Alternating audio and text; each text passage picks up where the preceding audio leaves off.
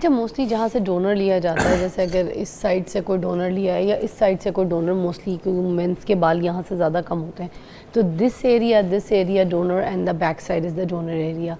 जब वहाँ से बाल निकाल लेते तो वहाँ पे वापस बाल तो आता कोई नहीं है, वो तो ख़त्म अच्छा, हो जाता है वहाँ का, जो ना? बाल निकल गया उसने वापस नहीं आना। हाँ, तो उस जगह पे फिर बड़ा लाइट शेड हो जाता है, वो जो एक घनापन अब होता इसकी है। भी दो चीज़ें हैं, either it has been over extracted, ये ज़रूरत से ज़्यादा निकाल लिया गया एंथुजियास्टिकली, किसी सर्जन ने वहाँ से बहुत ज़्यादा बाल निकाल लिए हैं, एक ये चीज़ है। But this stage can not be different, this position can not be differentiated from again alopecia effluvium के जहाँ से बाल निकला है वहाँ ब्लड सप्लाई कुछ अरसे के लिए कॉम्प्रोमाइज़ होगी और उधर से नॉर्मल जो बाल आसपास का है वो भी गिरेगा।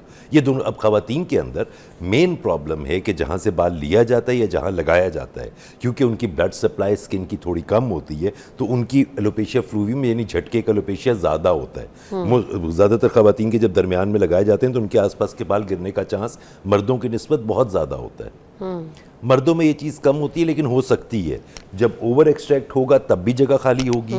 अगर ओवर एक्सट्रैक्ट नहीं किया गया, बड़ी एहतियात से एक्सट्रैक्ट किया गया, माइल्ड डिग्री का इन्फेक्शन चला है तब भी बाल गिर जाएगा, लेकिन वो वाला बाल जो इन्फेक्शन या हल्के पिल्चे झटके से गया है उसने वापस आ जाना है। बाल में तो ये ना कि आपको कोई मेजर बीमारी होती है उसमें भी बाल आपका गिर जाता है, इसको भी अगेन टेलोजन फ्लूवियम कहते हैं कि बाल गिर जाते हैं, लेकिन दिस रिवर्सेस, ये वापस आ जाता है फिर से। अच्छा।